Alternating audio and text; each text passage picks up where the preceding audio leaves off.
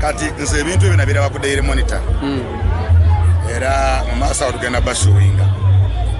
nembiwera ne kusimba era kutamire tubufuna naye nze ndi ssentebe w'abavubuka ba Gomba district assistant RDC erinnya lyange lyogerwa mu mawulire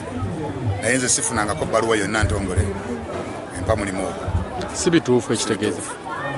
era bwe nabiraba mu mawulire ne ngamba abamawulire tebakuba bifu nange ne ngamba osanga bwe kiri naye si bituufu era njagala okutegeeza eggwanga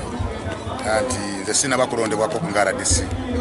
era mbiwulira buwulizi era nasponsalutinze baloya bange okutwala Daily Monitor mu kooti etubula ejjajja obukakafu obulaga nti nakola ki kyasalirwa nnyo ndi nalabye ne paalamenti y'eggwanga eno yakutete ennaku bbiri edisikasinga ku nze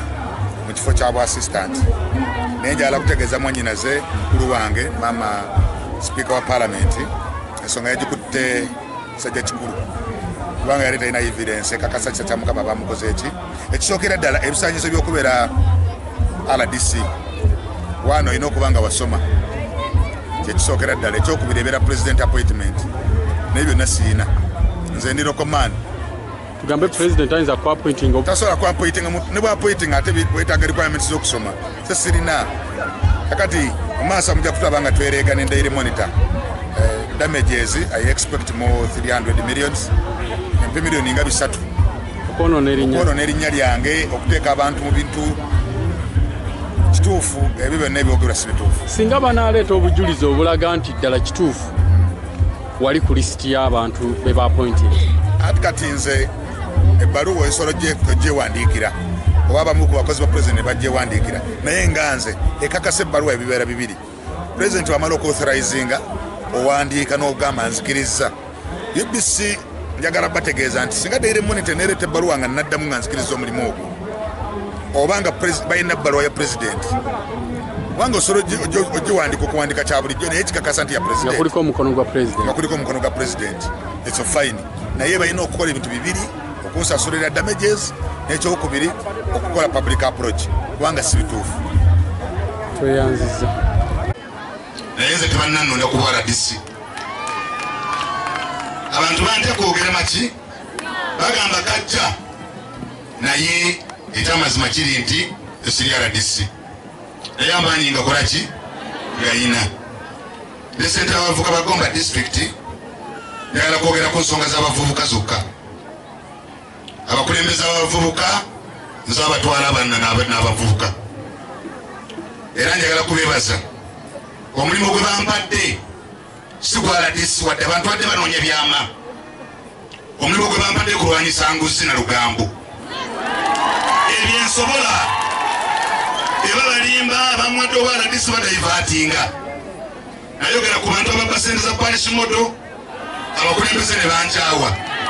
naye nze ne nobraisa nayogera ku bantu abazimbisa sente za gavumenti olwaliro kabajjuutuka abakozi ba gavumenti ebimbadde muswa za gavumenti musayi ne bamuvuma nasse nze siri RDC be bano bakama bange nze ngenda kulwanyisa buli bwanguzi mu Gomba district ate nga ndi wano mu maaso gammwe abavubuka b'abalimba lumu mu meeting zemubaddemu nti nze nagandisa sereza wa LP omukulu w'omwakulira wa LP mu Gomba yansanga mu bbaala nandeetera ebipapula mbisayininge nemuga nsobola kusayininga besimanyi nze neŋŋaana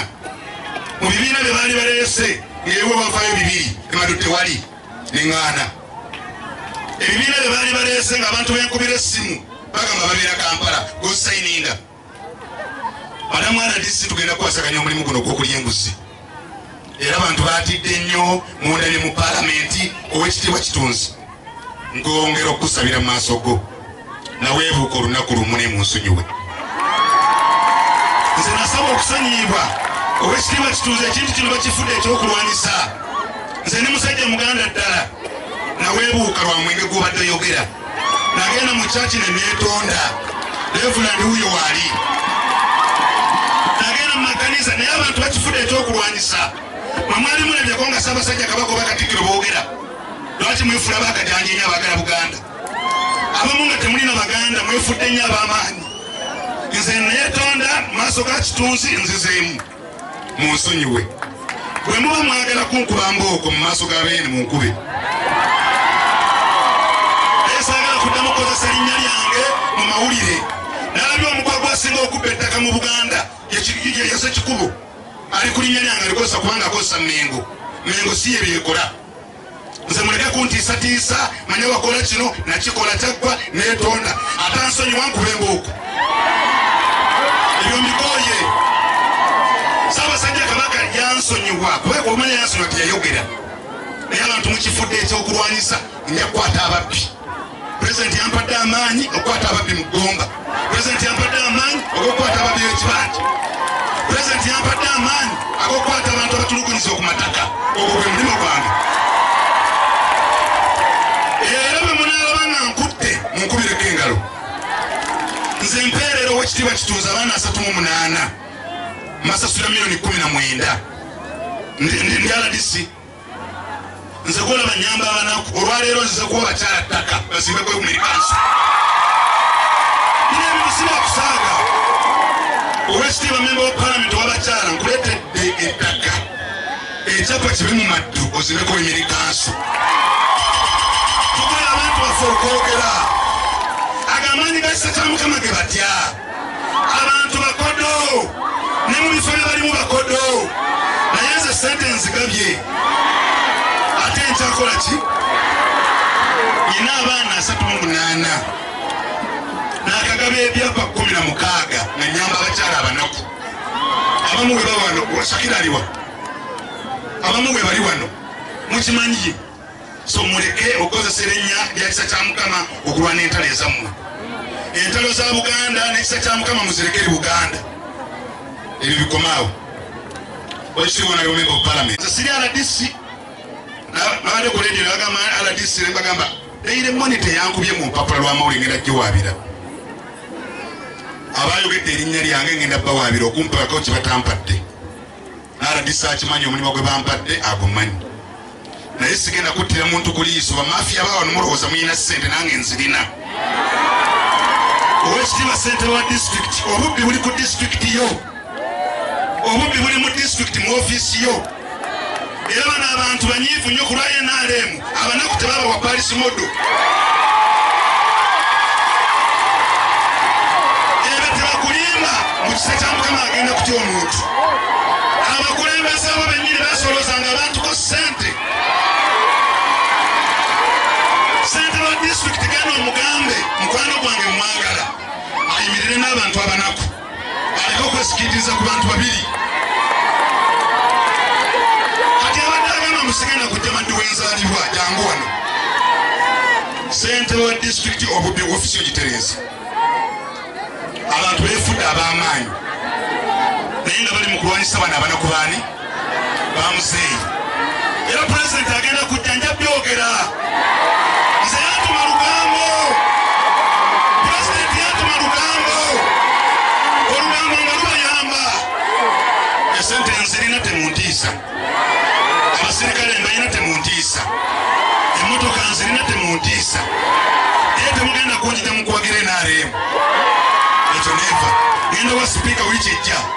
njagala sipiika ategeera mazima nze nsabasa abantu bakoze ebibi bingi ne babasonyiye ku lwa Katonda n'ensi yange honorable member of parliament Kitunzi nziramu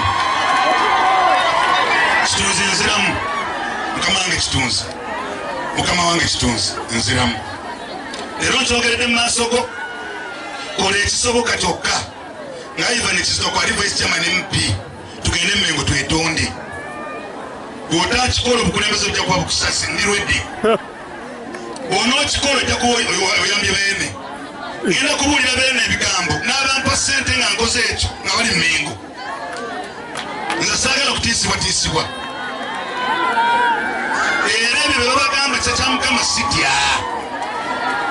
mugende muwagire NRM yeyina ssente zammwe muleke kuwagira bibiina bye mutamanyi abanupu abaavu ngenda kubalwanirira abanaku ngenda kubalwanirira kale munzikirize n'ebyo buli alina ekizibu jangu ewange buli alina ewange